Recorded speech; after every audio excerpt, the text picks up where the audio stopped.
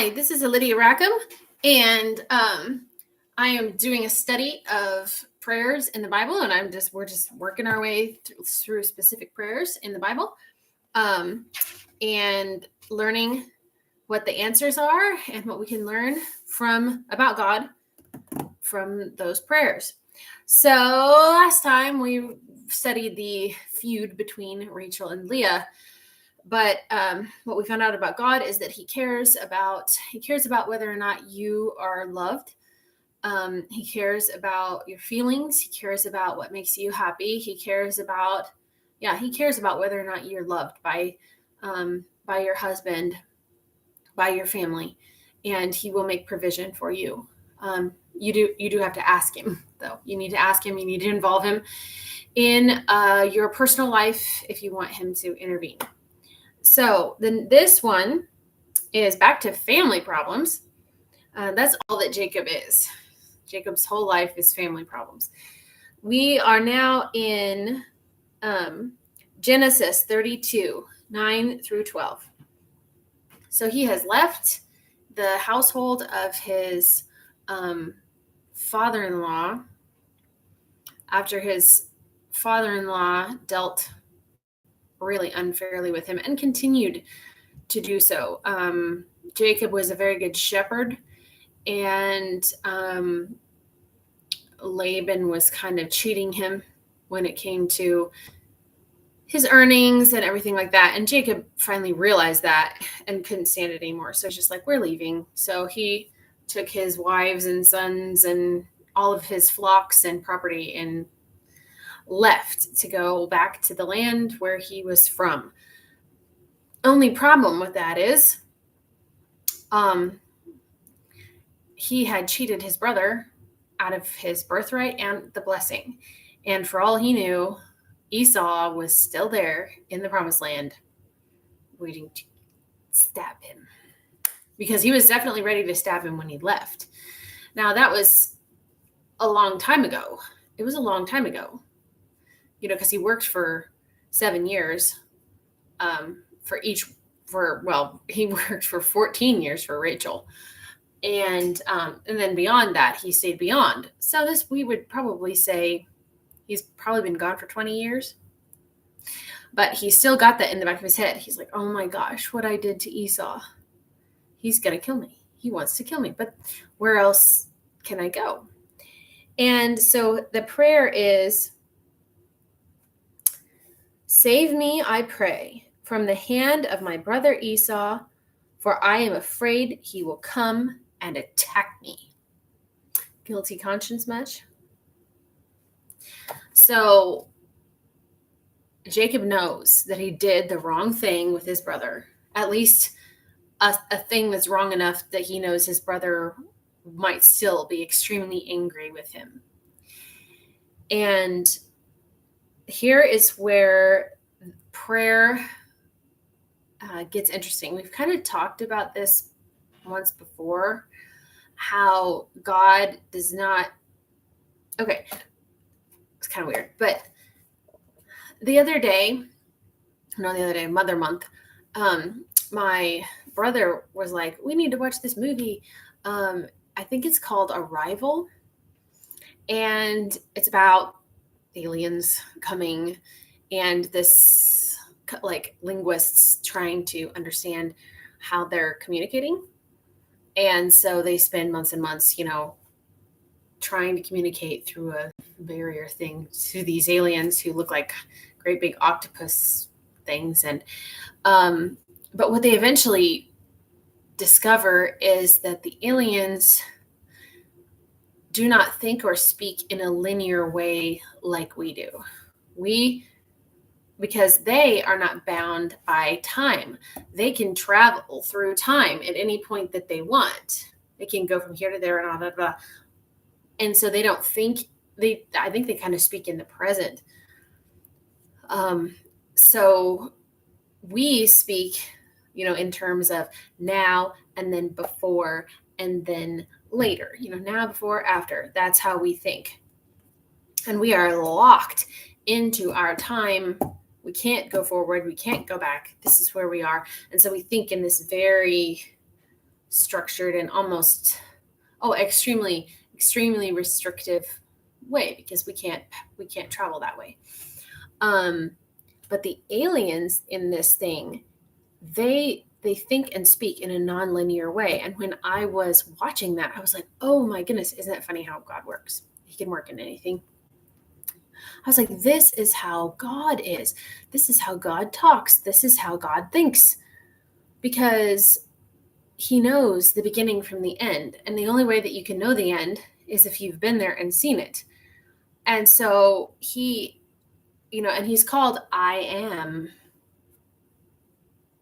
And he calls things which are not as if they are, because they are to him. To him, Lazarus was not dead. Lazarus was sleeping, because Lazarus is not dead, because he's already been there nothing to him is like, oh, well, that hasn't happened yet. Yes, it has. He's seen it. He knows. So, but it gets tricky also, because it's like he sees the possibilities of things also. That reminds me of that quote from Star Wars. It's like when Luke asks Yoda, like, well, will they die, or and Yoda's like, always in motion is the future. So God doesn't just know like one timeline of what he knows them all. It's like this weaving of like, if you choose to do this, then this will happen. And so then he knows all of these different possibilities. And then he, like a weaver, can weave all the different pieces together and this and that. So it's like extremely complicated thing. This is why he is God. So Jacob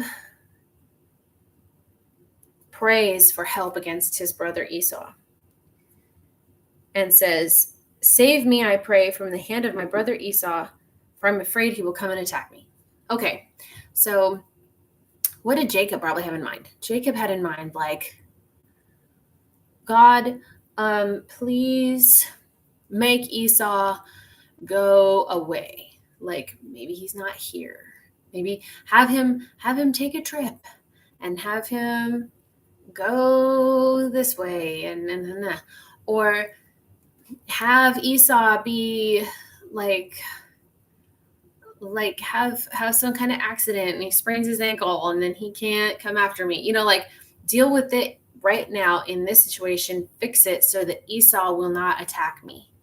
Like, but in a logistical way, like make it so that he won't attack me in whatever way that you're, maybe send a huge rainstorm and flood out his place so that then he's occupied with that and not attacking me. But since God is not bound by time and now, he can hear Jacob's prayer and go back and begin answering it back there.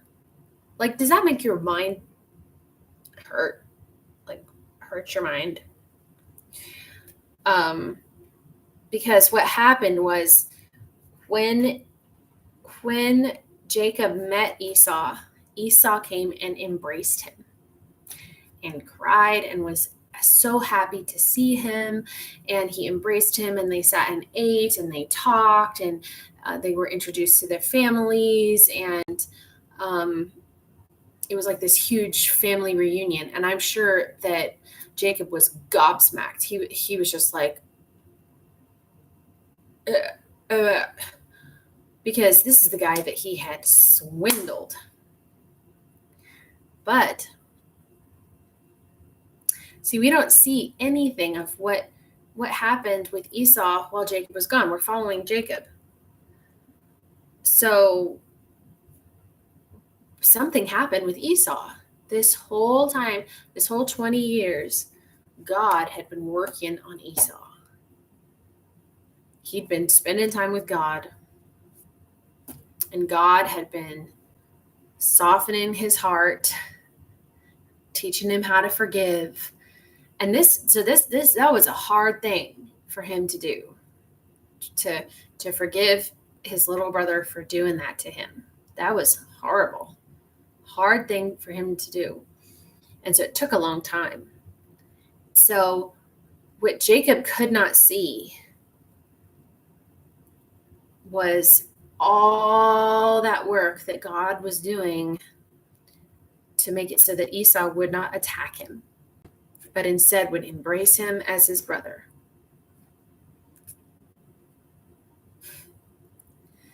And it was a shock. I'm sure Jacob's teeth all fell out.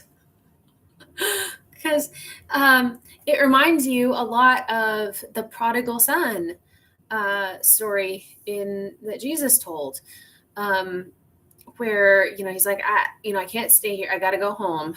And gee, I hope, dad will at least let me be one of the servants and feed me, because I've got no right to expect any kind of warm welcome from him. But I'm going to go and see if I can be made a servant. And here the dad comes running and throws himself on him. And it's just like, oh, yeah, I'm so happy to see you. And the kid's like, well, huh? So they're absolutely echoes of each other. This absolutely undeserved, gracious welcome. So it's a parallel there of a reconciliation brought about by God, and the other person's heart was being worked on while you were expecting rejection or hostility. That person that you hurt, that person that you wronged, that person that you betrayed, and that person that you left has been softened to forgive you, and then to just open his arms or her arms and say, I love you. I'm so glad you're back. So you don't know what God is doing when you can't see. Like, you're praying for something, but you can't see. You don't know what's going on with the other person. They're miles and miles away. You don't know. You're praying and believing, but God is working. God is working the whole time. He anticipated your prayer, because remember, Jesus said, your Father knows what you need before you ask. So that doesn't mean you don't have to ask. He knows what you need. Once you do, and then he can move. And he can move anywhere, anytime, all over the chessboard. But you got to do it. And you have the choice whether or not to do it. So you do it. You pray. You put your faith in him. And then he's like, okay, let's go. Kind of like the genie in Aladdin. Oh, you... Master, I don't think you quite realize what you got here. So, not that, you know what I mean. Like, it's, you have an incredibly powerful friend who will work on your behalf in the lives of other people. See, so that's another thing. It's like people think that because people have free will, that God can't do anything to change their state of mind or anything like that. That's absolutely baloney, and you can't find that in Scripture.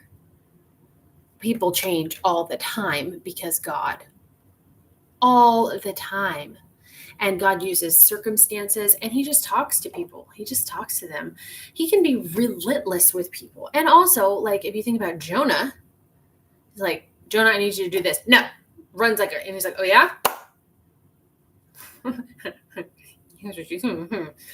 So God doesn't take you like a marionette and make you neat, but he can definitely orchestrate things and be like, okay, wait, are you gonna rethink that thing that you just said to me? You're gonna rethink that whole disobedience thing? You gonna especially if there's somebody praying for that person. If there's somebody praying for that person, they don't have a chance. God's gonna get them. in the good way. It's good to be got by God.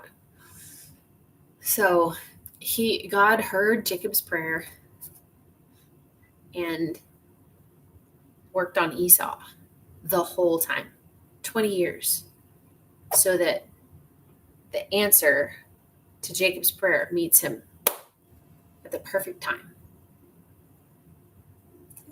He'd already prepared it all, and they came together at this perfect meeting.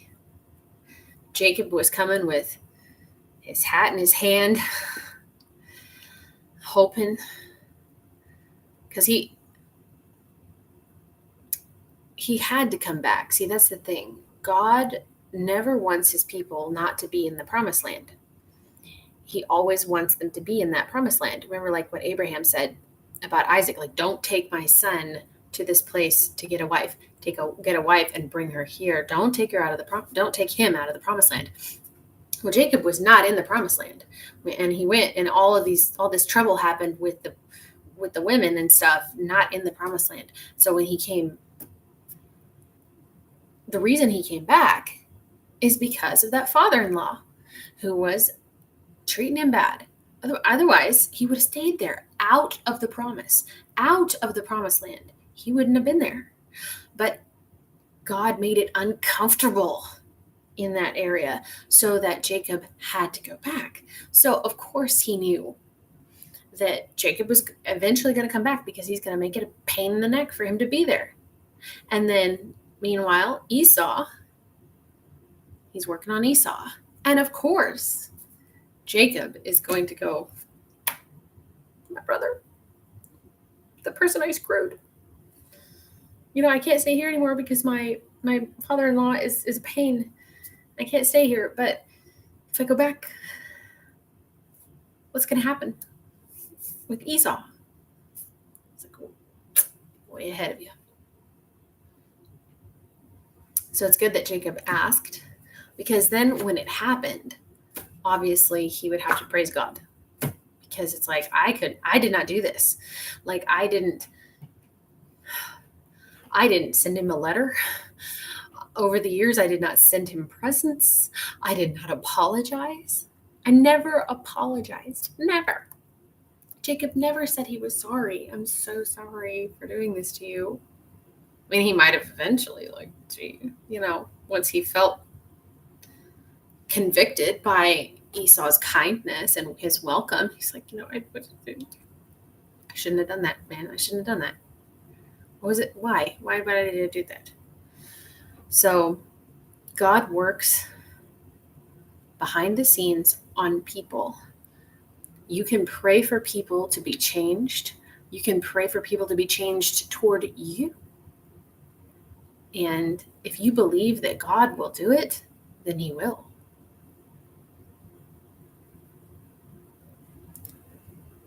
If you pray for people's destruction and pain and suffering and stuff, I would question my motives if I was doing that. But if you're praying for them to come close to God and to change their attitude towards you, that's biblical. That's biblical. And God will work even if you can't see what he's doing, even if you can't see the person, if you have no idea what's going on in their life.